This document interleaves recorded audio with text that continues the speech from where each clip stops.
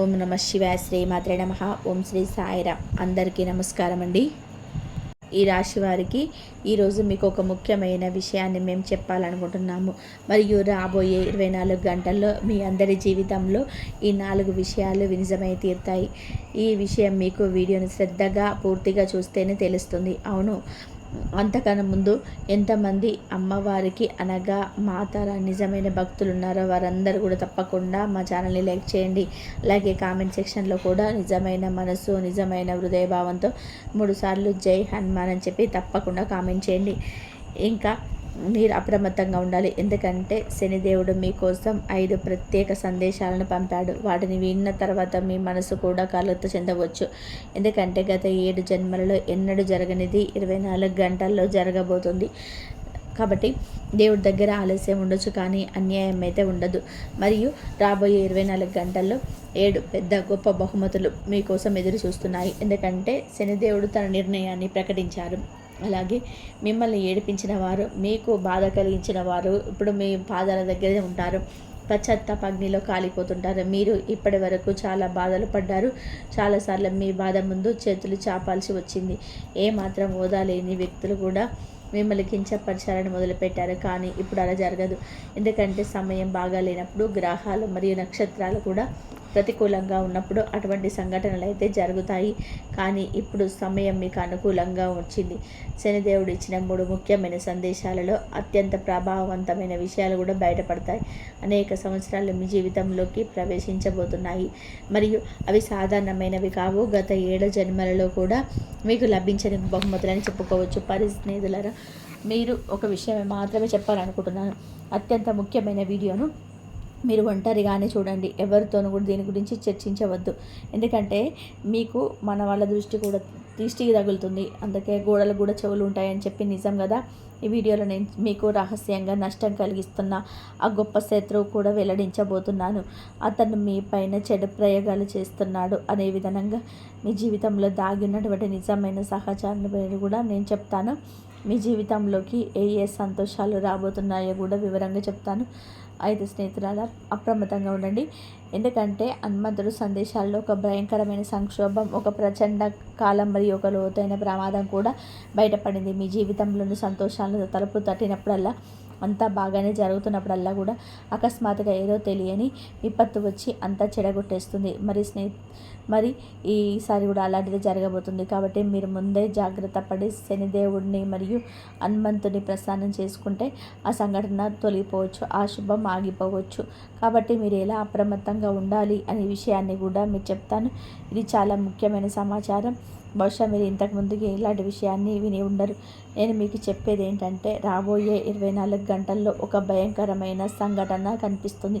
మీకు ఈ భయంకరమైన సంఘటన చూడవలసి వచ్చినప్పుడు అవకాశం కూడా ఉన్న పరిస్థితి తలెత్తవచ్చు. మరి కోర్టు కచేరీలు చుట్టూ సంవత్సరాల తరబడి తిరగాల్సి రావచ్చు.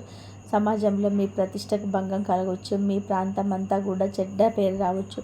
అసలు ఎందుకు జరగవచ్చు? ఎందుకంటే శనిదేవుడు ప్రసన్నమైతే రాహు తన వక్ర దృష్టిని చేస్తాడు. దానివల్ల అన్ని అవాంఛిత సంఘటనలు జరుగుతాయి.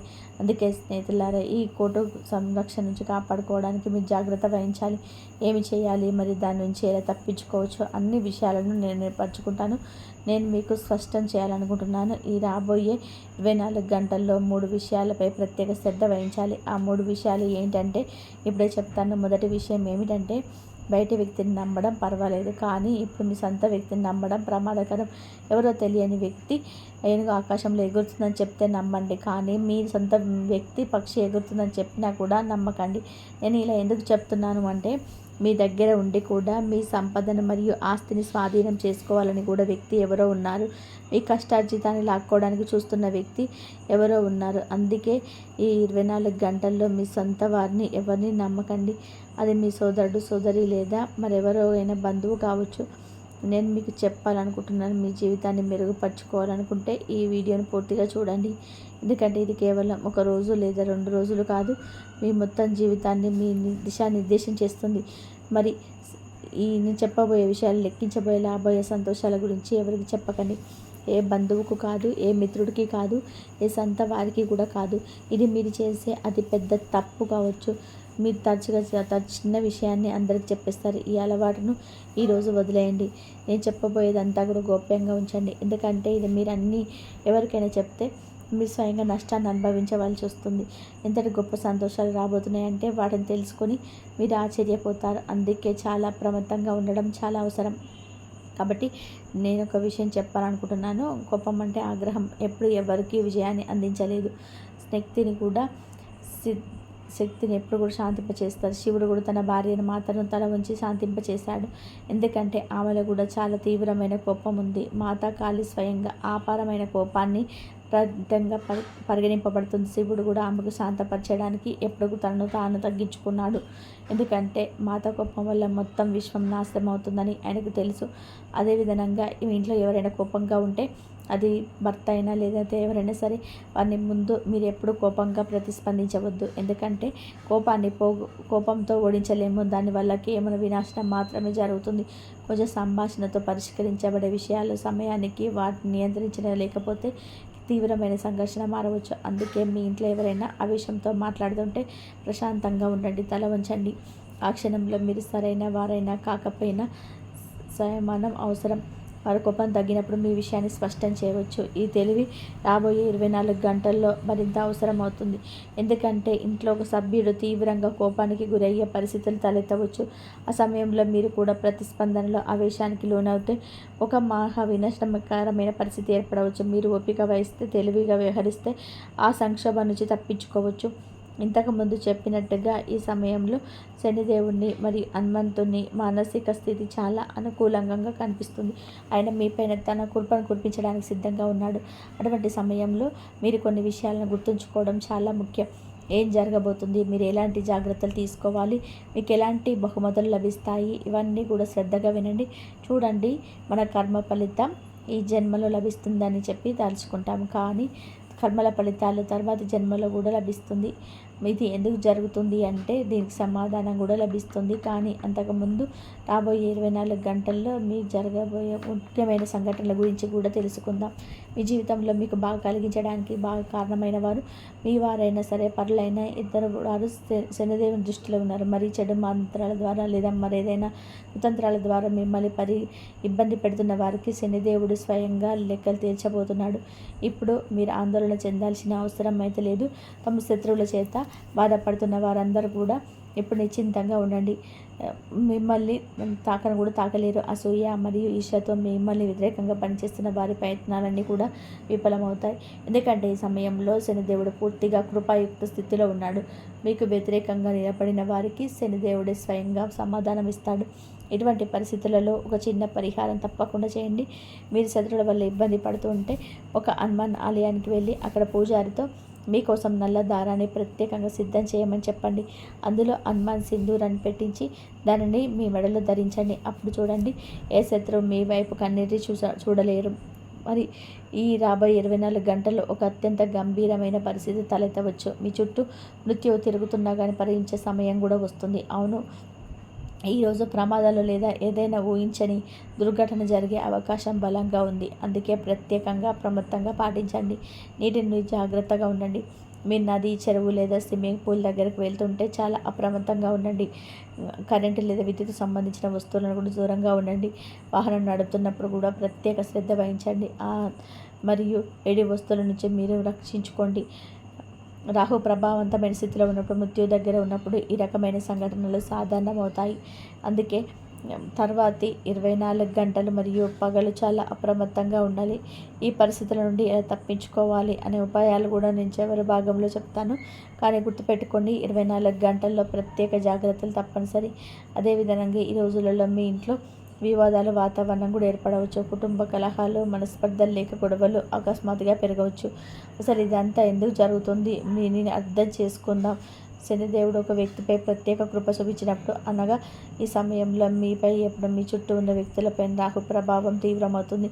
దానివల్ల మీకు ఘర్షణ, వ్యతిరేకత ఏర్పడవచ్చు. మీ కుటుంబ సభ్యులు మీ పట్ల అసూయ పెరగవచ్చు, మీకు వ్యతిరేకంగా నిలబడవచ్చు, మీ మాటలను తోసిపుచ్చవచ్చు. మీరు తీసుకునే ఏ నిర్ణయం అయినా సరే మిగిలిన వారికి నచ్చకపోవచ్చు. మీరు సానుకూలంగా అనిపించే పని ఏదైనా ఇతరులకు అన్యాయంగా అనిపించవచ్చు. పట్ల మీ ఇంట్లో ఉద్రిక్తత మరియు మనస్పర్ధలు తలెత్తవచ్చు. అనే పరిస్థితులు మీరు ప్రశాంతంగా మరియు అవమానంతో ఉంటే అన్నీ వాటంతలు అవే పరిష్కారం అవుతాయి. భయపడాల్సినటువంటి పని లేదు. మీరు స్పష్టం చేయాలనుకుంటున్నాను. ఈ పరిస్థితులను ఎవరు ఆపలేరు. ఇక మనం అంతకుముందు చర్చించిన సంతోషాల గురించి కూడా తెలుసుకుందాం. జాగ్రత్తల గురించి మేము మాట్లాడాము. ఇప్పుడు శుభప్రదమైన కోణాన్ని తెలుసుకుందాం. దయచేసి శ్రద్ధగా వినండి. ఇప్పుడు మీరు ఒక దశను చేరుకోబోతున్నారు. అక్కడ మీరు మొత్తం ప్రపంచాన్ని పాలించగలిగే సామర్థ్యాన్ని కలిగి ఉంటారు. అవును, ఇప్పుడు మీరు మీ జీవితంలోని పగ్గాలను ఎంత బలంగా తయారు చేసుకోవచ్చు అంటే ప్రపంచం మీకు తలెంచుతుంది. అసలు ఎలా? ఎందుకంటే శనిదేవుడి ప్రత్యేక రూపం ఈ సమయంలో మీకు ఉంది. ఇప్పుడు మీ మనసులో ఏ ఆలోచన చేసినా సరే, ఏ సందేశాన్ని నిర్దేశించినా సరే అవి ఖచ్చితంగా విజయం లభిస్తుంది. ఏదైనా లక్ష్యాన్ని నిర్ణయించుకొని పూర్తి అంకిత భావంతో కృషి చేస్తే విజయం మీ పాదాలను తాకుతుంది. ఎందుకంటే శనిదేవుడు దయతో ఉన్నప్పుడు కష్టమైన మార్గాలు కూడా సులభం అవుతాయి. సమయం మీకు తోడుగా ఉంటుంది. ప్రతి కష్టమైన పని సులభంగా అనిపిస్తుంది. అందుకే ఈ సువర్ణ అవకాశాన్ని సద్వినియోగం చేసుకోండి. ఎందుకంటే ప్రతిసారి ఇలా ఉండదు. ఈ సమయం మళ్ళీ రాదు. శనిదేవుడు పదే పదే ఇంత కృప చెప్పరు. ఇప్పుడు మీ సమయాన్ని నిర్లక్ష్యం చేస్తే భవిష్యత్తులో బాధపడాల్సి రావచ్చు. అవును, అకస్మాత్తుగా ఎక్కడైనా ఆర్థిక లాభం కూడా లభించవచ్చు. మీరు చాలా కాలంగా ఎదురు చూస్తున్న అవకాశం ఇప్పుడు మీకోసం తలుపు తెరిచి ఉంటుంది. మీరు కళ్ళలో కూడా ఊహించని సంతోషాలు మీ జీవితంలోకి రాబోతున్నాయి. మరి ఇదంతా కూడా అద్భుతంగా జరుగుతుంది. మీరు ఒక పెద్ద పనిని చేపట్టబోతున్నారు. మరి ఆ పని ఖచ్చితంగా విజయవంతమవుతుంది. ఫలితంగా దాని సంపద కూడా అపారంగా వస్తుంది. నిజమైన మనసుతో దాని సంపదను పొందాలనుకుంటే ఈ సమయం చాలా అనుకూలంగా ఉంటుంది. ఈ సమయంలోనే ఎంతో ప్రయత్నిస్తారు, దానికి అనేక రేట్ల ప్రతిఫలం మీకు లభిస్తుంది. ఇంకొక విషయం, ఈ సమయంలో మీరు మాట్లాడితే అంతంత నియంత్రణ ఉంచుకోవాలి. మాటలు ఎవరైనా తీవ్రంగా బాధ పెట్టవచ్చు. మీ మాట కత్తెల్లాగా పనిచేస్తాయి. దానితో మీ ఆప్తులు బాధపడవచ్చు. మీరు భావోద్వేగాలకు లోనై ఇతరులను బాధించే విధానంగా ఏదో మాట్లాడవచ్చు. అందుకే మీ భాషపై నియంత్రణ ఉంచుకోండి. మాట్లాడే ముందు ప్రతి పదాన్ని ఆలోచించి బయటకు పంపండి. కాబట్టి ఈ విషయంలో కొంచెం కఠినంగా అనిపించవచ్చు, కానీ ఇది సత్యం. రాబోయే కాలంలో కూడా మీ నాలుక మీ సంబంధాలను చీలిక తీసుకురావచ్చు. అందుకే జాగ్రత్త అవసరం. మీరు ఒక చిన్న మాట కూడా మీ సొంత వారి మనసులను ముక్కలు చేయవచ్చు. కానీ అలా జరగకుండా ఉండడానికి ప్రతి వాక్యాన్ని కూడా ఆలోచించి చెప్పండి. ప్రతి పదాన్ని తూకం వేసి మాట్లాడండి. ఎందుకంటే కొన్నిసార్లు మనం చేసే మంచి లేదా చెడు పని యొక్క ఫలితం వెంటనే లభిస్తుంది.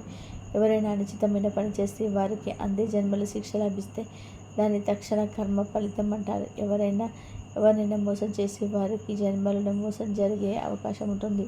కానీ కొన్నిసార్లు మీరు మంచి కర్మ చేసినా కానీ దాని ఫలితంలో లేదా తర్వాత జన్మలో లభిస్తుంది. ఇవన్నీ కూడా కర్మలే కరు సమయాన్ని బట్టి ఫలితాలను ఇస్తాయి. అత్యంత ముఖ్యమైన విషయం ఏంటంటే మీ అసలు సమస్య ధనం కాదు, పదవి కాదు, కీర్తి కాదు. మీ అసలు బాధ ఏంటంటే మీ మనసు యొక్క లోతును ఎవరు అర్థం చేసుకోరు. మీ చుట్టూ ప్రజలున్నారు, బంధువులున్నారు, కానీ మీ ఆత్మ మాటలను అర్థం చేసుకోవట్లేదు. మీ లోపల ఒక అమ్మాయి పిల్లవాడు దాగున్నాడు. అతను చిన్న చిన్న విషయాలు కూడా ఆనందిస్తాడు. చిన్న చిన్న విషయాలకు కూడా మనసు విరిగిపోతుంది. కానీ మీ ముఖంపై ఎప్పుడు దాన్ని చూపించారు. మీ ముందు ఒక కవచంలా దాచుకుంటారు. దానివల్ల మీకు లోపల జరుగుతున్నటువంటి భావన దాని గురించి ప్రపంచానికైతే తెలియదు. కాబట్టి వాస్తవం ఏమిటంటే ప్రజలు మీ భావాలను సరిగ్గా అర్థం చేసుకోలేరు. మరి మీ మాటలు మీ చర్యలను తప్పగా అర్థం చేసుకుంటారు. దానికి అపార్థాలు వ్యాప్తిస్తాయి. మీరు ఎవరికైనా మంచి చేయాలనుకుంటున్నా దాన్ని తప్పుగా అర్థం చేసుకుంటారు. మీరు ఎప్పుడూ ఊహించని విషయాలను ప్రజలు సృష్టిస్తారు. మరి ఈ కఠినమైన మాటలు మీ సొంత వారి నోటి నుండి వచ్చినప్పుడు గుండె పూర్తిగా ముక్కలైపోతుంది. నిజానికి మీ అతిపెద్ద సమస్య హృదయంతో ముడిపడి ఉంటుంది. మీ అంతరాత్మను పూర్తిగా అర్థం చేసుకొని మీ దుఃఖ సమయంలో మీ పద్ధతిగా నిలబడాలి. మీ సంతోష సమయంలోనూ పాలు పంచుకోవాలనే వ్యక్తి ఈ ప్రపంచంలో ఎవరు లేరని మీకు అనిపిస్తుంది. మీ లోపల ఉన్న చిన్నతనం ఇంకా సజీవంగా ఉంది. అయినప్పటికీ కూడా మీరు దాన్ని ప్రదర్శించారు. దాన్ని అంతా మీలోనే దాచుకుంటారు. కానీ హృదయంలోని ఏదో ఒక మూలలో మీ భావాలను అర్థం చేసుకోగల వ్యక్తి ఉండాలనే కోరిక మాత్రం ఉంటుంది. ఆ వ్యక్తి నిజమైన ప్రేమికుడు అవుతాడు. కానీ ఇప్పటి వరకు అన్వేషణ సంపూర్ణంగానే ఉంది. నిజం చెప్పాలి అంటే మీరు డబ్బుకు అంత ప్రాధాన్యత ఇవ్వరు. మీ దృష్టిలో డబ్బు కంటే సంబంధాలకి ఎక్కువ విలువ ఇస్తారు. మీరు తక్కువ వనరులతో కూడా జీవితాన్ని గడపగలరు. ఎందుకంటే మీరు ఒక అజాజ్ఞాత్మకమైన అంకిత భావం గల వ్యక్తి. విషాదం ఏంటంటే అదే బంధాలు మరియు సంబంధాలు తరచుగా మీ భావాలను గౌరవించవు. మీరు ఎవరితోనైనా సరే కూర్చొని మీ మనసులోని మాటలు చెప్పాలనుకున్నప్పుడు మీ దగ్గర ఏదెవ్వరు ఉండరు. మీ లోపల పూర్తిగా విచ్ఛిన్నమైన అనేక సందర్భాలు వచ్చినాయి, కానీ బయట మీరు సాధారణంగా కనిపించరు. మీ కళ్ళు అప్పుడు కన్నీళ్లతో తడిచిపోతాయి. కానీ ప్రపంచానికి మీరు ఏదో ఒక చిరునవ్వు చూపిస్తారు. మీరు ఒంటరిగా కూర్చొని ఉంటారు కానీ ఎవరికైతే ఆ విషయం తెలియదు. ఆ సమయంలో మీరు మీ మనసులో అనుకున్నది ఏంటంటే, నాలో హృదయపూర్వకంగా మాట్లాడగలిగి నా బాధలు పంచుకోగలిగే వ్యక్తి ఎవరైనా ఉంటే బాగుండు అని అనుకుంటారు. మరి స్నేహితులారా, కొంతమందికి సానుభూతి చూపించారు కానీ త్వరలోనే మీకు అసలు రూపం కూడా బయటపడింది. వారు కూడా వ్యక్తిగత స్వార్థం కోసం మీకు దగ్గరయ్యారు. ఇది మీ అతిపెద్ద సవాలుగా ఉంది. మీ సున్నితమైన మరియు భావోద్వేగ హృదయం మిమ్మల్ని మీతో పాటు సమస్య ఉంది. ఎవరికి కూడా అది లేదని చెప్పలేదు. ఇది మీరు భావోద్వేగ స్వభావానికి సంబంధించిన విషయం. మీరంత భావోద్వేగానికి లోనవుతారు. ఎవరితోనైనా బాధను చూసి వారిని నిజమైన కాదు లేదా అబద్ధమైన మీరు కరిగిపోతారు. ఎదుటివారి తీయటి మాటలకు లోనై మీరు తిరస్కరించలేరు. అది స్నేహితులారా, ఈ కార్తీక మాసం మంగళవారం రోజున రుణ బాధలు, ఆర్థిక సమస్యలు తొలగిపోవడానికి మరియు శనిదేవుడి అనుగ్రహం చేయాల్సిన ప్రత్యేకమైన పరిహారం గురించి కూడా తెలుసుకుందాం. అలాగే ఈ రోజున ముఖ్యంగా శనిదేవుడు, ఆంజనేయ స్వామి మరియు సుబ్రహ్మణ్య స్వామి అనగా కుజుడు ఆరాధన చేయడం వల్ల జీవితంలోని అనేక కష్టాలు, అప్రమణ సమస్యలు మరియు శత్రు భయం నుంచి కూడా విముక్తి పొందవచ్చు. మరియు ఈరోజు కుజుడి అనగా మంగళగ్రహం దోషాలను రుణ బాధలు తొలగించుకోవడానికి ఆంజనేయ స్వామి ఆరాధన అత్యంత శక్తివంతమైంది. ఈ సమయంలో అనగా మంగళవారం ఉదయం లేదా సాయంత్రం దగ్గరలోని హనుమాన్ ఆలయానికి వెళ్ళి లేదా మీ ఇంట్లో పూజా మందిరంలో ఆంజనేయ స్వామి పటం విగ్రహాన్ని సిద్ధంగా ఉంచండి. మరియు శుభ్రమైన దీపంలో మల్లె నూనె లేదా నువ్వుల నూనె వేసి ఎరుపు రంగు ఒత్తులతో దీపారాధన చేయండి. మల్లె నూనెతో దీపం వెలిగించడం అప్పుల తిప్పలు తొలగించుకోవడానికి చాలా శ్రేష్టం. మరి దీపం వెలిగించిన తర్వాత స్వామివారికి తులసి దళాలు లేదా ఎరుపు రంగు పూలతో పూజ చేయండి. అలాగే బెల్లం శనగలు కలిపి నైవేద్యం సమర్పించండి. మరియు స్వామివారి ముందు కూర్చొని హనుమాన్ చాలీసా లేదా సుందరకాండలోని ఒక అధ్యాయాన్ని పఠించండి. లేదా రుణ బాధల నుండి విముక్తి కోసము 21 సార్లు ఓం హన్మతే నమః, ఓం హన్మతే నమః అని చెప్పేసి, లేకపోతే ఓం గం గణపతి నమః అని చెప్పేసి చదువుకోండి. శివాలయంలో, విష్ణు ఆలయంలో దీపాలు వెలిగించండి. శివుడికి నెయ్యి లేదా నువ్వుల నూనె దీపాన్ని వెలిగిస్తే పాపాలు నశించి ఇంట్లో ప్రశాంతత ఉంటుంది. మరియు ఈ పరిహారం చేసేటప్పుడు పూర్తి శాంతం మరియు ఏకాగ్రత మరియు భక్తి భావం కలిగి ఉండాలి. అలాగే పరిహారం గురించి ఎవరికి చెప్పకుండా గోప్యంగా ఉంచుకోవడం చాలా మంచిది. ఇప్పుడు చెప్పిన విధానంగా మీరు కార్తీక మాసపు మంగళవారం నాడు భక్తి శ్రద్ధలతో ఈ పరిహారాన్ని ఆచరించినట్లయితే శనిదేవుడు మరియు ఆంజనేయ స్వామి కృపకతో మీ జీవితంలోకి భయంకరమైన కోర్టు కేసులు మరియు ప్రమాదాల వంటి అశుభాలు తప్పక తొలగిపోతాయి.